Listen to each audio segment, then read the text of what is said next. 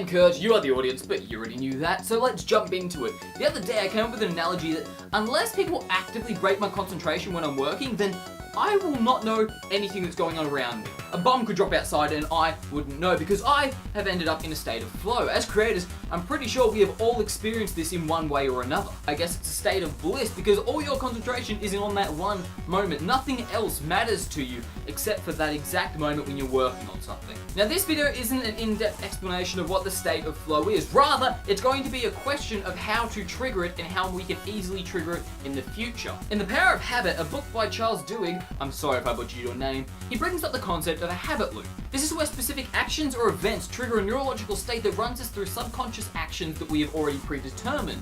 A habit, if you will. So with this in mind, this video has two tasks. The first is to determine whether or not we already have some triggers which activate the state of flow. If so, how do we further them? The second is to activate it in a way that we want to have it done. So we want to do this and then activate the state of flow. So for starters, how do we find out whether or not there is already a trigger that activates a state of flow? Well, think back to the last couple times you have entered a state of flow. Are there certain things you do before it? Do you get a glass of water? Do you turn off your phone? Do you fold a pair of socks? It could be anything, small or large. If anything happens before that state of flow, then that very well could be a trigger for a habit loop which activates the state of flow.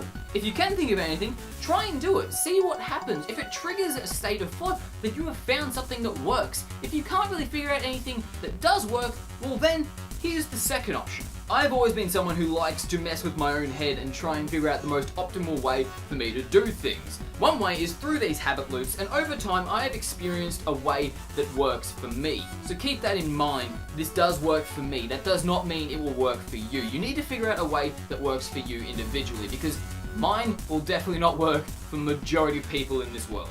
So let me put you through the basics of it. In order to create a habit loop, what you need to do is do something and then try and activate the habit. Say you want to go for a walk in the morning. You put on a hat and then you go for a walk. Do this for a couple of months and then every time you put on a hat you'll want to go for a walk because that is the habit that you will have created. Now this may seem simple, but it may take weeks if not months in order to activate this properly. Now for those who have watched my previous videos, you understand that I want to be a video game character and I use that to my advantage in situations like this. I have a mental menu system that runs that then can trigger these different habit loops or events or anything like that.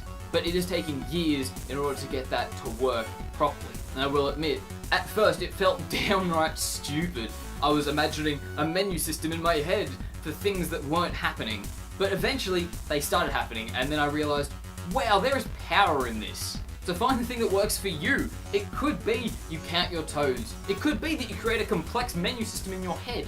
It doesn't matter. The fact is, if you continue to try it, you'll find out that you can run habit loops by yourself. You don't need them to run subconsciously. For me, it has been one of the most useful tools that I have at my disposal. So go find the thing that works for you and tell me about it in the comments down below. I'd love to hear what you say. And if you can't comment down below, then hit me up on social media and then leave a message there. I'd love to hear what you guys have to say because this stuff fascinates me. I don't know if it fascinates you, but it fascinates me.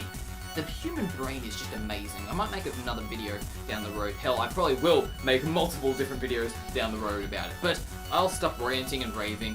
So I've been Kurt, you've been the audience. Thank you for watching, and as always, go make something!